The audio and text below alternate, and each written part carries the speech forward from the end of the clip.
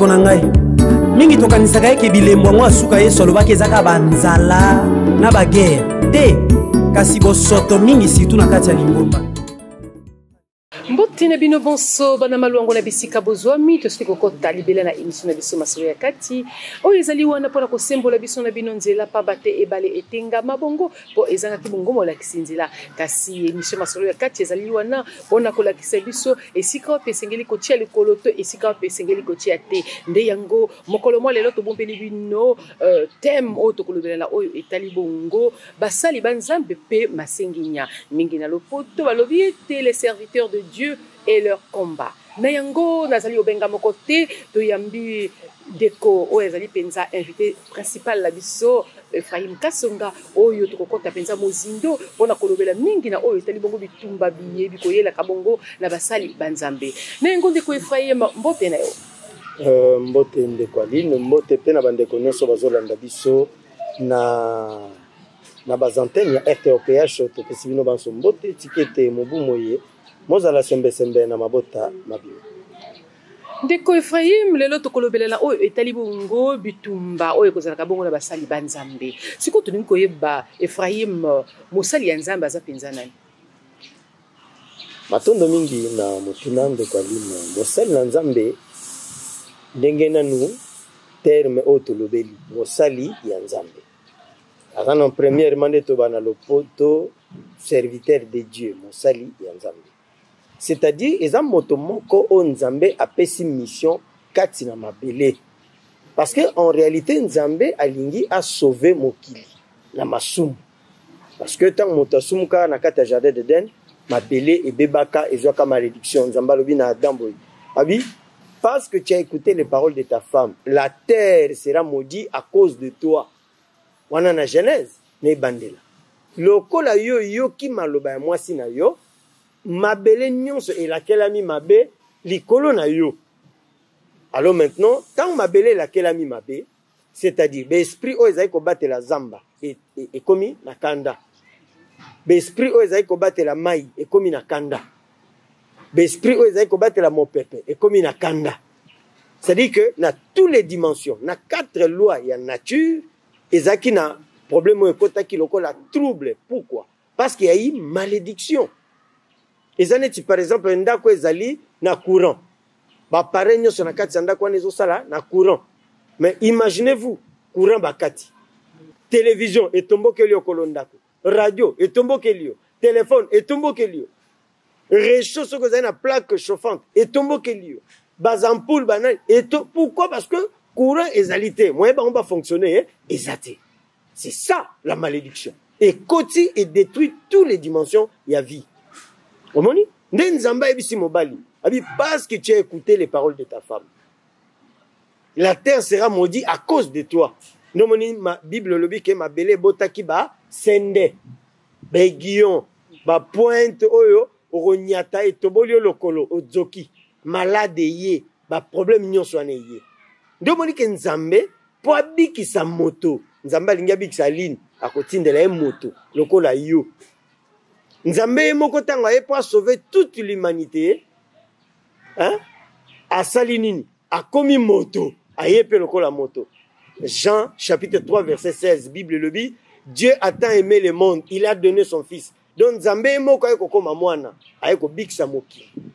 Omoni première étape ezaki nini kokotisana nu mokili na kati ya mobeko. Après mobeko ezaki sikoyo na grâce ngolu eko ya ngolu mobeko loi eyaki na Moïse grâce ngolu eko ya na Yesu. Omoni rédemption du péché. Ndeko Ephraim toyokaka basali ya nzambe. Basali ya nzambe toyiko koyeba penza ba critère nini saka ete moto azala penza musali ya nzambe. Bon, na ko conclure dans la première question, c'est-à-dire quoi? Après makambo nyonso wana, Nzambe a décidé a préparé bateau, a programmé bateau o bakoko yaka ko sala mosala na ye na mabele. Baya kote isa bateau ke eloko bino bosali bo bungisi esengeli boyeba ke likambo ezali boy, ezali boy, ezali boy. Nde Nzambe ayeko telemisa oto zo benga lelo basali ya Nzambe. Mission ya bateau wana ba critère ya koyeba nani aza mosali na nzambe okotanga yango na kati ya livre ya 1 Timothée chapitre 3. 1 Timothée chapitre 3 baza ko expliquer biso nani oyo akoko bengama évêque ancien, nani akoko bengama mosali na nzambe. Balobi ezali moto oyo aza na témoignage ya malamu, eza moto oyo ayebi liloba ya nzambe, ezali moto oyo azali na bana o batosaka pe nzambe. Omoni? Pourquoi? Bible lobi boy. Parce que ceux qui aza capable te ko gérer famille na yemoko, ndenge nini akoya ko gérer libota ya nzambe parce que ya yemoko famille aza incapable ya ko ba responsabilité, to ya ko assumer ba responsabilité na ye. Ndenge ni sko mutandengo wana boko ko sale confiance à diriger bana ya nzambe. Ndomoni histoire ya Ananias na Safira. On comprend? Tant baye na lokuta liboso ya mosali na nzambe. Mosali na nzambe abi ndeni bino boyoka ni po boko sa molimo mosantu. Mba moko mobali ya kufi, mwasi pe akufa ki bakundi bango. Omoni mosali na nzambe. Oyo maloba na ba sakana na ngote. Et Bible le dit, l'homme de Dieu mérite double honneur. Mais l'élo, selon Jude chapitre, parce que Jude a quand le livre moko, Jude a le bini, il s'est glissé parmi vous des loups ravisseurs, des gens dont la condamnation a été écrite depuis la fondation du monde. C'est-à-dire quoi? Ils ont un bateau qui va s'infiltrer dans les églises, le col va s'infiltrer dans les églises. Au roman, le bateau va s'infiltrer. Moi, j'aime l'argent. Hein? Oh, Mouta Lingimbongo. Azo sale la nzambe otobengaka maman. Divinité de l'argent. Maman. Nde ozo sale la. Quand tu dis que ngana Lingimbongo, yo mosali na nzambe. Donc, on dit que moto a bien mis penza, mosali ya nzambe, et c'est là sa moto ya bosembo. Ou est-ce que tambo la penza, musika na mabunga, et ça la katia libota na ye, to, musika libota na ye, to pe katia église. Mosali na nzambe d'abord ezaka te moto aza sérieux, mais mosali na nzambe eza d'abord moto nzambe abengi na mission, nzambe moko apesi yo mission premièrement, et deuxièmement mosali na nzambe eza moto oyo azo servir d'exemple. Omoni donc ceux qui akwei na lisumu il faut reconnaître yango asenga pardon liboso libota pona kolakisa ya solo ke o eza mosali na nzambe en tant que humain akwei na lisumu. Mais yo wana telemi asengi bolimbisi. Deko Ephraim nzambe ndenge akela moto na image pe ressemblance na ye. Auti ko pona sko moto eza na ressemblance na ye apesi mosala ya kokoma serviteur de Dieu. Donc engi ko ba ete lolenge nzamba apesi mosala a kitisi pe nguya to moto wana ko sala ka penza na nguya na ye moko ya bomoto. Non. Moto ko sala nguya na ya bomoto te. Bible le bible. Hein? Au moins même Nézaïe. Même na Jérémie, omoni, nzambe ebisi Moïse. Abi monongo ki kote komona batuana, na pesio bilembo. So baboyi kondima maloba na yo, ba kondima na bilembo. Mosali na nzambe eza oyo Bible le dit, allez partout dans le monde prêcher la bonne nouvelle. Et Bible le dit quelque part, babi, voici les miracles qui accompagneront tous ceux qui auront cru à mon nom. Ils chasseront les démons. Ils vont purifier les lépreux. Ils guériront les malades. Ils vont ressusciter des morts. Même s'ils prennent quelques breuvages mortels, cela ne leur fera point de mal. Pourquoi? Parce que ces gens-là ont une mission spécifique. Et Dieu donne à cette personne l'onction. Et pas colami. L'onction, c'est quoi? Parce que onction. Mais onction est anime. Onction est ali. Une de capacité surnaturelle. On nzambe a doté et pas na yo. Les lois de Kwaline sont commis présidente de la République du Congo. Hein? Mbalamoko ba opesa la garde présidentielle. Ba kopeso ba conseiller. Ba kopesa yo, c'est-à-dire que présidence c'est institution mobimba. C'est-à-dire un homme de Dieu, c'est une institution. Ndeko Ephraim, mosali ya nzambe pona nini ezali susu na bitumba. Oui, parce que zana auto bengaka en spiritualité les conflits spirituels. Les conflits spirituels c'est quoi? Bible le dit, les lieux où foulera les plantes de vos pieds, je vous les donne. Ba mapango bisoto monaka, ba quartier bisoto monaka. ba commune biso to monaka eza na ba commune mususu eza consacré na monde à ténèbres et que seulement monde à ténèbres ko régner na secteur wana. Mais imaginez-vous yoza servante ou bien serviteur de Dieu au commis ko vanda na quartier wana. Et Bible le dit les lieux où foulera les plantes de vos pieds je vous les donne. C'est-à-dire quoi? Na moment wana tu vas prendre contrôle du secteur. Il y aura une activité angélique qui se passe dans le milieu. Moi, ba sorcier va fonctionner. Moi, ba occultiste va ça comme il le fallait. Exacté. Au moni, aux gens qui témoignent, j'ai des chancel au cani. Alors bino boy. Tant papa Guy Émile Facette Kwabo après attentat il y a 2002, Alexa qui moi quelques séjours et pas na bango. Tous les sorciers du quartier va changer ba domicile ba kimi. Bazo tout na bango mais mutuni no bino bo garder pas na bino parce que biso tozo ko kalisu ko fonctionner koto yo te. Tu vois le serviteur de Dieu. Quand Dieu se transforme en serviteur pour nous donner l'exemple. Bon yo soki oza mosali nzambe ndekwalini na quartier na bino, na lupa na bino, même kutu yo mo pe ba lokayo.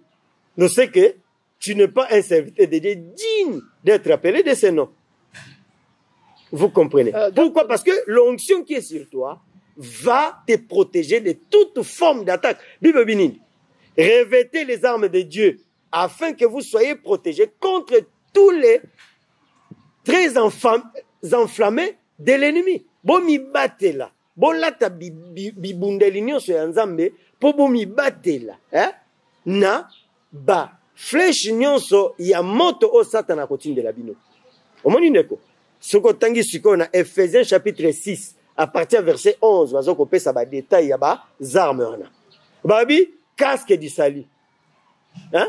Donc na mutu na yo il faut ondima lobiko oyo zui na kombo ya Yesu na kombo ya Gemil Facette Kwabo.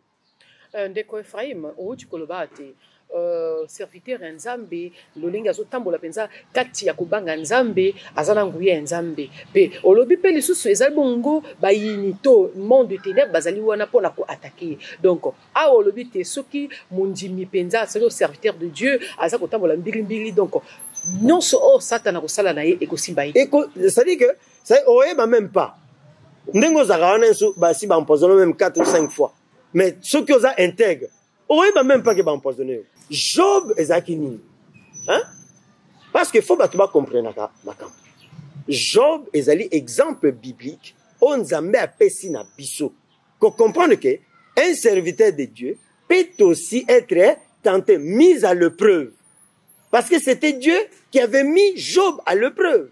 Abi c'est ça tanabi, tu as remarqué mon serviteur Job. Job aza mutumoko bien. Azota monako banganga, zabola ebi salobité. Job azobanga yo parce que pese bomengo. Botoleka bomengo wana Job akowanga na ye. Bon, ça dit que un moko bato ba comprendre que belete. Je vais essayer un peu d'être un peu terre à terre, hein? Nzambe azala rola yanki. Ou mutamakasi. Hein? Ou militaire ou azana monduki. Ou ayekoli ndenge ya ko tirer tout ça ayebi yango bien. Oui, c'est bit, hein? Mwende toke ne comme 22 heures na fond tchétché kuna ya kanaba ba bandi. Hein? Bon, tu as affaire à qui? Ya mutomakasi. Qu'est-ce qu'il va te dire? Tokende. Comme anangai, tu es protégé. Pourquoi? Ana munduki, aibi ko bunda, c'est un sportif, c'est un militaire.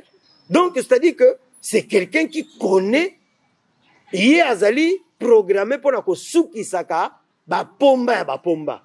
Alors, est-ce qu'il y a un nzela? C'est pour ça que la Bible dit dans Hébreux 11 hein, que ceux qui servent Dieu hein, reconnaissent d'abord que Dieu est le créateur du ciel et de la terre et il est le renumérateur de tous ceux qui le servent. C'est que moto alinga sele la nzambe, il faut d'abord ayeba nzambe. Parce que ce que yebi nzambe te, o sala lendengi. Ndo mona encore na kofonga moi une petite parenthèse. Hein? Moto ake par exemple tant ça qui témoigne sur la cimetière hein moto ake ko sala invocation na cimetière o boaki tsamba o kati makazo o boaki o lobi ono papa yo muto kenda sai sabiso sala biso boy mais pendant que bao baza na droit ko sala cérémonie wana bayebisaki bango ke bolia kangola te. Omoni yo yebi même pas ba loi wana. Oyebi même pas parce que omoni intel asala ki bongo yo peut ko OK ko sala. Oh, chaque loi, chaque principe, ils ont la capé na ba règle ou ba interdit ou marche nango. Ce ko lingi le lomo na papa Emile asale la yo makamwa minene. Ilo kwa liboso, il faut pas faire le mal sous toutes ses formes. Yami balé koko tanganga te. Bon, yo ozana nu mutabanganga. Moi na besoin que ono biso depuis to ya papa Emile asale la biso le côté. Mais ce que so tika makamwa banganga. On a noté. Tika ngo la seule façon de découvrir grandeur et Guy Emile facette quoi bon, la seule façon de reconnaître la puissance de Dieu en Jésus-Christ, hein, il y a qu'une seule chose à faire. Ne pas faire le mal sous toutes ses formes. Ndeko Ephraim, mosali na Nzambe na bitumba. Eza mwa likambo moko ya compliqué. Bien sûr. Bitumba wana. Ezali o etala na kana miso to bitumba ya molimo. Ah, merci beaucoup. Bitumba wana eza na deux temps. Il y en a deux temps.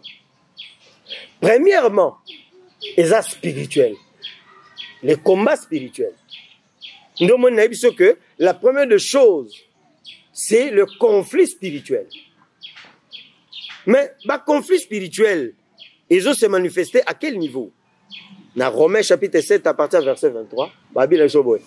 Ngai nazolinga nasala makambo moko ya malamu liboso ya Nzambe nanga wana Paul mutazoloba. Malobi que ezane loko moko na kati nanga ezoko telemela maloba onga nazoko yoka.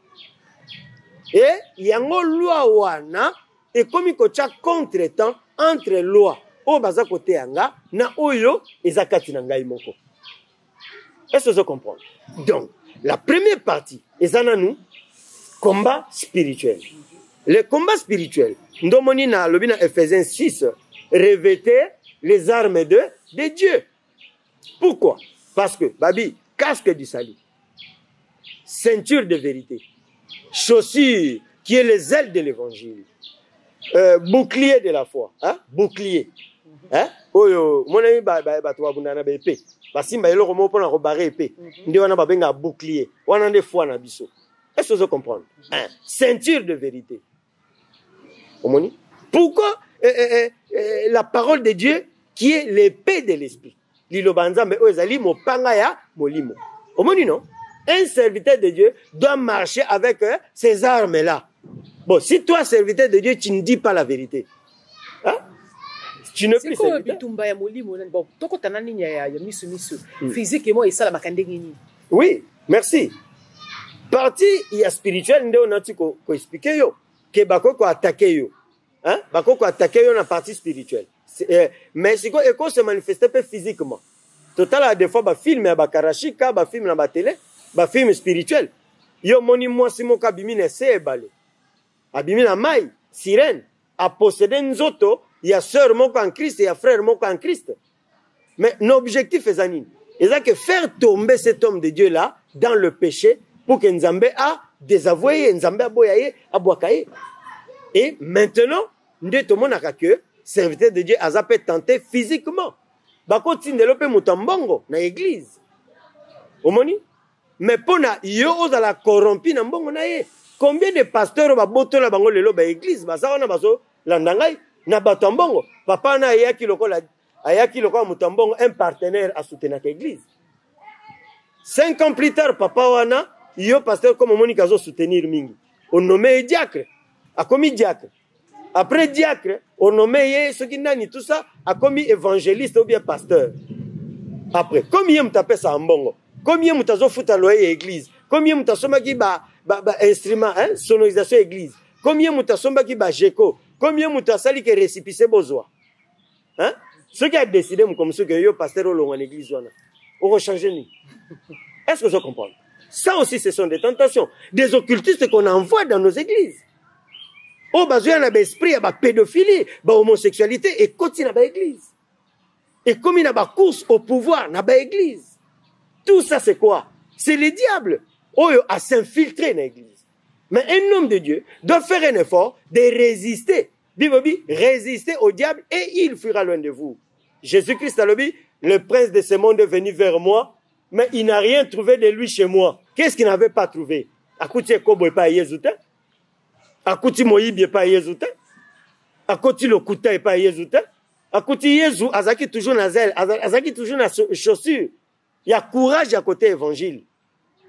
Même à Ali Ate, mais ce même si était ça, Lilo Banzambe, en tout cas, il en profite pour donner le meilleur de lui-même. Est-ce que vous comprenez? Le genre de serviteur Obsotolingi, Onzambe Alingi, Babi, le vrai adorateur, c'est ceux qui adorent Dieu en esprit et dans la vérité. Et Jésus a conclu, ce sont là les adorateurs que le Père demande. Guy-Émile Alobi, un membre confirmé intègre. À préciser bien, un membre confirmé intègre. Un membre confirmé intègre. Quand il arrive quelque part, et si il y a un sorcier, un démon, palangani. Pourquoi? Parce que celui-là, sainteté naïe, pureté du cœur naïe, ils ont gêné. C'est comme si, quand la lumière rentre, qu'est-ce qui se passe? Le ténèbre fuit. Le diable, c'est le prince des ténèbres. Nous sommes. Oui, Satan a combo au babenga Lucifer. Oui, Lucifer est latini. Le prince de l'aurore. Hein? Moi, na mokondia, il y a Mwinda, il y a lumière, il y a Poli. Et à qui titre? Sautin Esaïe 14. Bazoko expliqué. Babi que tu étais. C'est toi qui mettais les seaux à la perfection. Mais regarde-toi, aujourd'hui, tu es jeté à la profondeur. Hein? Dans le ténèbre. Donc, il m'a lobby, oh non, le diable, c'est une créature des ténèbres. C'est faux. C'est faux. Diable, eza combo à Satan, vrai combo nezaki Samaël. Aïe, qu'on soit combo à Lucifer, le rôle à titre. Le fils de l'aurore, moi, na ya mokondi, il y a lumière. Le fils de l'aurore. Après, comme à Satan, tant où il y a eu esprit, n'est-ce pas, de prendre la place de Dieu. Bah, le bien en Ésaïe, chapitre 14, je monterai, je placerai mon trône au-dessus du Très-Haut. Hein? Et je serai au-dessus du Très-Haut. Babi, tu as été prise et jetée dans la profondeur du ténèbre. Bah, zuye, bah, boaki na kati ya molili. Nzambene mtache kuna na molili loko la prison. Et à la qui est que, na tango ya suka, na kocha na l'enfer. Mais Satan, le bité, a ok, sous l'enfer, il est mon côté. Il fallait maintenant à séduire Batu ya Mokili. Comme il est bossé en Zambé, Satan, Azaki séraphin, Azaki musicien. Est-ce que vous comprenez? C'est ce que beaucoup de gens ignorent. Vous parlez de Satan. Oh non, il faut craindre le diable. Le diable a le pouvoir. Luc, chapitre 10, verset 19. Je vous ai donné le pouvoir de marcher sur le scorpion, sur le serpent et sur toute puissance de l'ennemi et rien ne pourra vous nuire. Mais qui est celui-là qu'on a donné le pouvoir? Hein? Qui est celui-là qu'on a donné le pouvoir? C'est le serviteur de Dieu. Il y a solo bandeko balandi, tozali kolobela penza na bitumba bi yingela kabongo na bomoyi ya basali banzambe ndenge de ko fayi ba uti koloba c'est pas basali ya nzambe penza o lali le lolo do la muko ko mosali ya nzambe te moto penza za ba poni siki te ye penza akoyi mosali nga penza mbe apesi nguya ya kusala musala mwaye ndio ona temo toza kolobela bongo na mokolo mwa lelo kasi tupona kupema tukubwaka na miso na nzira ya masini na kulanda bongo lo yimbo kitoko.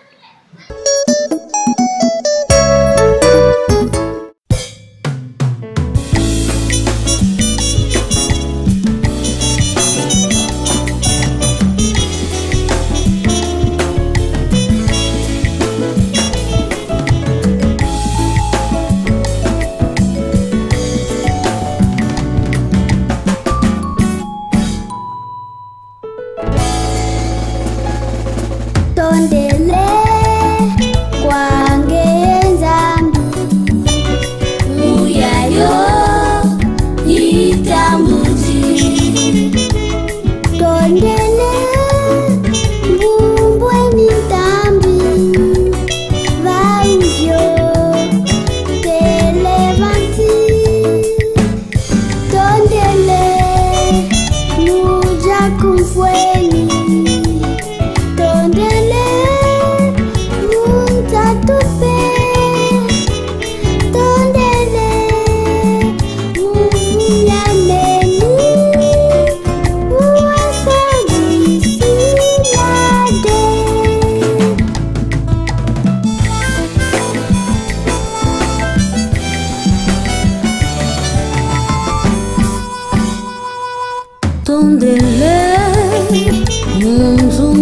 zami ye mansa gama mi fe tondele munzungu zami ye mansa gama mi fe tondele movila jami que se qui watezele tondele muyi yazeyi ye muyi yalembane tondele munzila eyi iwatwalanga kwange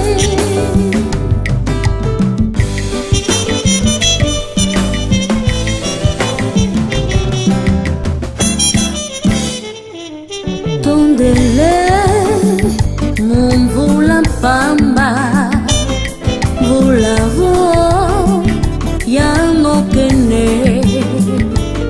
tondele mumvula pamba vulavo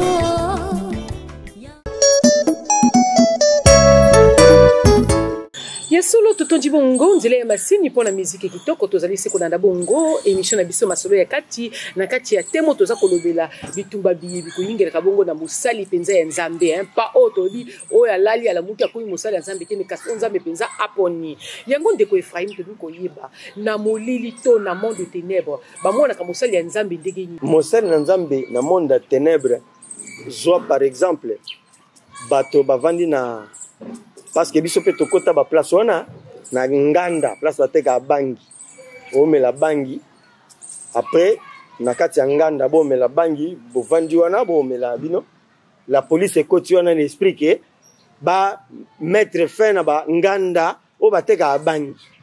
Qu'est-ce qui se passe?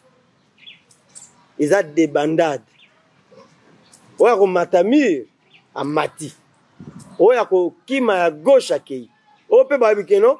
Si tu oses seulement, hein, je te fais tomber. Arrête-toi là. Mets en l'air. Pourquoi? Parce que il y a la lumière qui est rentrée. Tant mon lumière est kotaka. Oui, tu as bien amitié, baobe télévision du solo moko. Papa mora mokolo sokola na mvula. Oui, ba mvula zakaba o abenga ba pluie sectorielle. Oui, beti peut-être na mpaka mais na moi liboso kuna vers Tchétché Masola ezate. Vous comprenez non? Parce que papa na se en vula amoni libelil. Là on va benga la lingala lipungu pungu. Ya komo landa libelil wana akanga e apesa mwana parce que mwana zo le lango. Aki na sous-vêtement. Na ko landa libelil abimiti côté net ya mo goudron. Alonga côté biso toza keti na goudron kuna. Après on voulait kata na ngo brusquement. Hein? Tant papa na zo zonga. Bato ba omone lorana kama motaliboma lora moloki ou motaliboma yango azaki ko sokola molumbu to azaki na bilamba te so alataki parce que tamba sokola balata toujours eloko moko oyo et ko permettre nzoto sokoma malamu de rosa peut-être na moi couper moquet omoni c'est dire que un serviteur de Dieu hein azali un problème terrible pour le monde d'Athènes au monde même na histoire il y a Daniel. Batmalobi non donc awawa il faut loi ezala loi wane ya nini mutafuka melanzambe mususu te à part et keko ya roi mais serviteur de Dieu okoye ba place wana akoye sokete soke keko ngala ofuka mate et c'est comme ça batunenga question quelque part papa Ephraim si c'était toi qui étais arrivé à ce lieu là qu'est-ce que tu allais faire Nelson Abiboy ngala baké si tu veux me bénir hein fais-le. Mais je ne peux pas m'agenouiller. Par rapport à ma foi, hein, par rapport à ma doctrine, je ne peux pas m'agenouiller devant toi. Donc je reste debout. Oh, si quoi on dit Ephraim, dans le monde de ténèbres, mission la bango ezali nini pona basali yanzambe. Non. Ezane tike, ezali des équipes. Ou ezo beta. Équipe moko eza pona monde de ténèbres. Bango objectif na bango ezali mettre ko diviser, hein, ko tia trouble na ba foyer. Ko panza mabala bato ba kufa na le Congo ndenge za boye ba provoquer neti guerre. Est-ce que vous comprenez? Il faut qu'il y ait toujours de pleurs, de regrets, de troubles, de déceptions. Hein? Tu vois un peu. Monde a tenu mission à Bango, c'est détruire. Dans mon Jean chapitre 10, verset 10, les voleurs ne viennent que pour détruire, égorger et tuer. C'est ça sa mission. Détruire. Kobebisa. Mais mission ambassade l'anzambeza ko bongisa. Hein? C'est pour ça que moi même la Bible, dans Genèse chapitre 1. Béobi, au commencement, Dieu créait le ciel et la terre. Et la terre était informe et vide. Et il y avait du chaos. Le toïboi. Le chaos. Ténèbres, Bible définit, n'a pas lui second. Mais dans vrai terme, babengango toïboi. Ou bien le chaos. Mais Dieu dit, qu'est-ce que Dieu fait? L'Esprit de Dieu se mouvait au-dessus des eaux. Il était toujours là présent. Qu'est-ce qu'il fait? Il utilise l'énergie de parole pour remettre en ordre ce qui a été détruit par le diable. C'est la même chose. Moto abebi samaki na enseignement mabe à Satan. Mais au senga, nzambe atinda sko basali na ye. Parce que na maloba nzambe peut-être on comprendre. On comprend? Parce que tant qu'il mis la zolo bazo bégayer. Hein? Nous sabi on va bégayer façon yai. Mais tant on nzambe alobaka disciple bazaki wana, hein? Celui-ci est mon fils bien-aimé en qui j'ai mis toute mon affection. Vous savez ce qui s'est passé? Babi les autres entendaient les tonnerres. Mais pendant que Jean disciple donc Dieu quand il parle, il bégaye. Ah, Dieu bégaye. Nzambe aza kikukuma. Bon, c'est quoi ndeko Ephraim? Na oyo tozolo ba pona basali ya nzambe ya sikisiki mais soki tomoni ba église pe bimi ebele ezana mosala ya nzambe na miso ya bato penzo zomona mosala ya nzambe mais na mokati ya koboma bakuna azali penza mosali ya satana ya kusakana te bato lolenge no kolobani. Oui, na Lévitique chapitre 18 à partir du verset 22. Bazoko lakisa nini c'est pas ça qui bato bazoko ne ko vénérer les dieux Moloch. Hein? Mais même au moment de Jérémie azo sambela nzamba zo lakisa Jérémie moni bato liboso ya mire à lamentation ba fuka bazo sambela. Jérémie abi nzambe bato bena bazo lele pano bonde no tika biso na pasi. Nzambe abi oh Jérémie kene ko poussa na malamu pembe na bango. Limbisa Ézéchiel plutôt. Abi poussa na malamu talake place bango ba fukami ya na mabulu. Ba toboli mabulu na mi. Na kati kuna ba chebi keko ya Talmud. Ozomona une divinité païenne. Mais ba kotisie na kata culte ya nzambe. Na mur ya nini ya lamentation. Oui, mur ya lamentation za quel mur? Et ça tango Salomon a tongi temple à Jérusalem. Mur à lamentation de place Salomon a telema ki assemblé panza malobi. Chaque fois ba peuple na yo ba ko yawa po ba sengo lisungi nzambe okela oyoka prière na bango. Non moi ke bana Israël tant ba buki temple pas Titus. Mur o etikala depuis époque à Salomon, et ça mur ya lamentation o ezana Israël actuellement. Est-ce que vous comprenez? Nous, orthodoxe, judaïste messianique, judaïste conservateur, chaque fois que nous avons un problème, nous avons un mur, lamentation.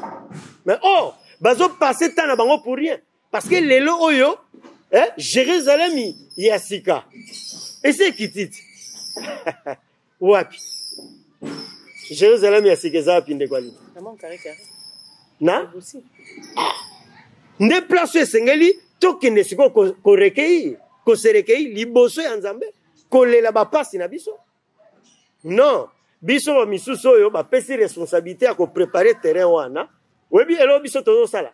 Tozo swana entre biso, tozo welana, ko funda baninga na ba tribunal, bozo dépenser ba millions na makambo zanga tina, mais pourtant on pouvait acheter des bus, toko somba je sais pas ba bus, toko somba ba avion, toko ko bongisa terrain wana, ndenge ba kimbangise ba bongisi na nkamba, mais place oyo kimbango apesaka prophétie. Abi na Afrique centrale, ba kotonga temple ya sika na moment wana et kozala na indépendance spirituelle. Dipanda diazole. C'est que nous, serviteurs de Dieu, notre mission, c'est de dire à ces gens-là que l'heure est arrivée, oye sengeli batotu, ba mitia na kati ya nzela. Tout ça les lanzam parce que tout comme natango asuka. mais ndeko Ephraim yo lobi ete bana ya nzambe ntango baza kosala monde de ténèbres ezali wana mpona kotia bongo babarricade na nzela na bango lolenge outi koloba ete ya misusu na ndembo osengeli tosala nzambe me toza kobunda toza kosala estce wana ezali te misala oyo basali batoma oyo bazosambaka wana ezali te mpenza mosala oyo badio esika ya satana. Mais c'est ça, ce sont des serviteurs du diable. Bible na Jude, n'a tout expliqué. Il s'est glissé parmi vous des loups ravisseurs. Ceux-là, que leur condamnation a été écrite depuis la fondation du monde. Donc ces gens-là sont là, dans nos milieux.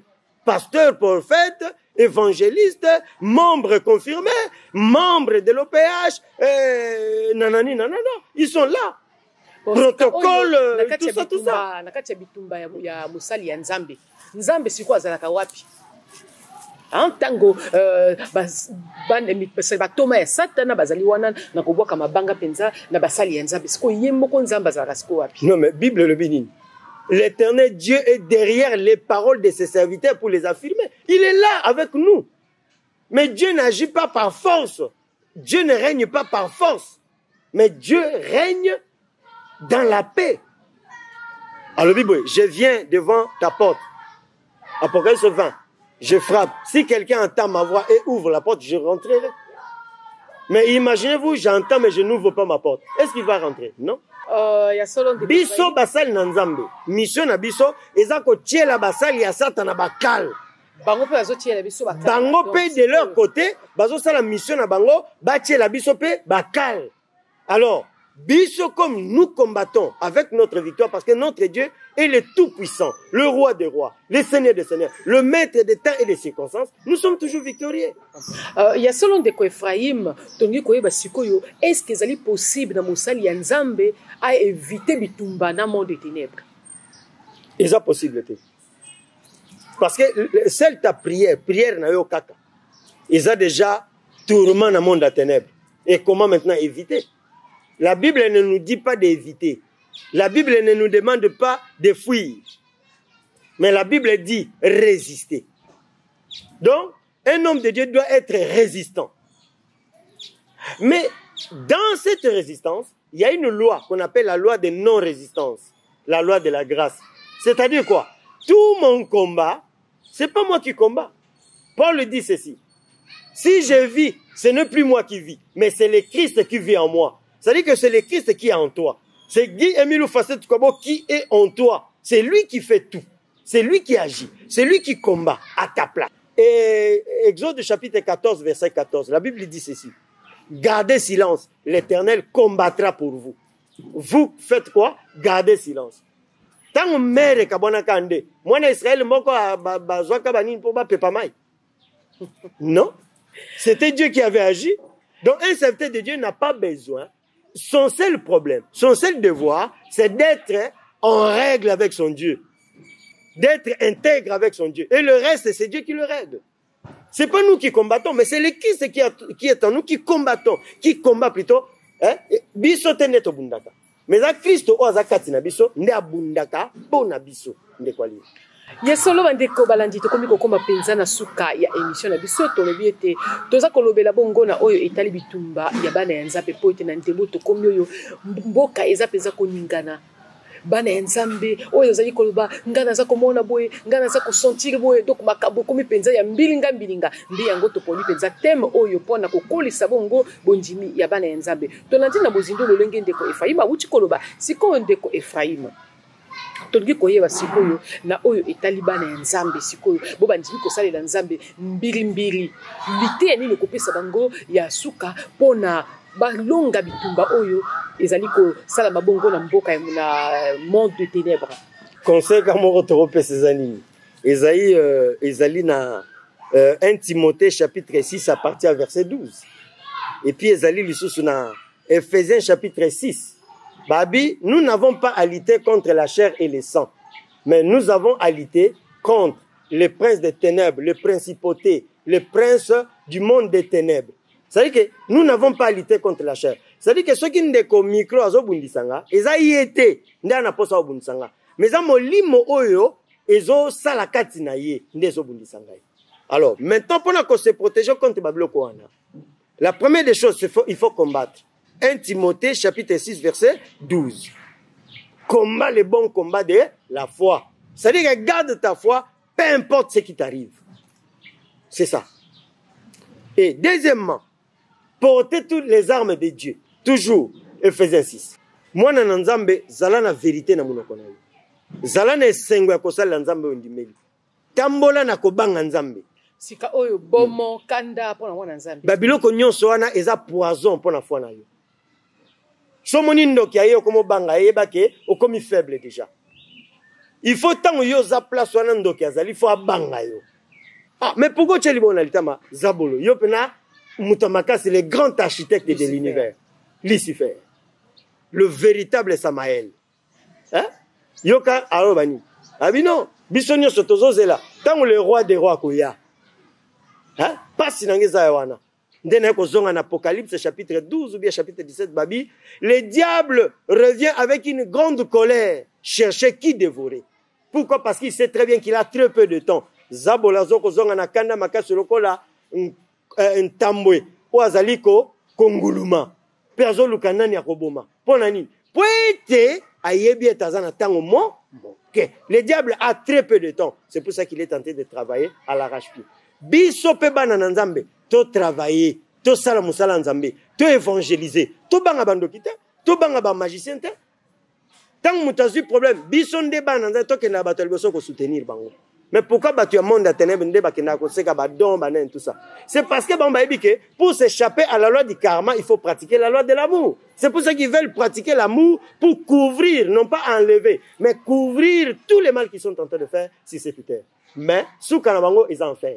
Tokomi na suka ya émission na biso thème na biso to lobela ki bongo na bitumba oyela ka bongo na bomoyi ya basali ya nzambe nde yango na kasi to landi biso bonso na mozindo batoli oyo ndeko Efraim ba uchu pesa na biso ya mozindo to kolobela bino ezali nini yo mosali ya nzambe kambola penza alima engebene na mibeko ya oyo ekoma penza kati ya Biblia soko zali kotambola nango yeba ete okolonga bitumba nyonso satana zako ya kapembeni na yo mwana ya nzambe tango na se awa to mosali ya nzambe akoki ko vivre te sans bitumba. Ce qu'on a ko vivre sans bitumba c'est que puissance ya nzambe za na yote le lengi ndeko Efraim uti koloba donc tango za ko sentir pour bitumba masenginya ya satana nyonso wana esenge oyeba ete oza kotambola alima na mibeko ya nzambe po ete mwinde no ezali penza kotungisa bango nde yango puke olonga ti ya nzambe liboso yo pe tambola na kotosaka mibeko ya nzambe be kozala bongo na eloko moko te ya satana na nzoto no ezala lokuta moyibi kanda bitumba kindumba nyonso omoni kezali ya satana to kindoki bosoloka tika yango okolonga bitumba nyonso ya satana yesolo to bosanite kotonda bongo papa Victor Mangondo nzambe apambola yo na lolenge penzo ko soutenir bongo émission masolo ya kati pe to tondi mingi ba bonso oyo ba ko soutenir que pe émission masolo ya kati za na musika to de près to tondi pe nzambe oyo apesi biso pema nengo totikala malamu to komina tango na suka bandeko kozonga na Yesu Masia ebelemi esengo na ba oyo nyonso bamibongisi bakozwa lifuti na bango elongo na Yesu.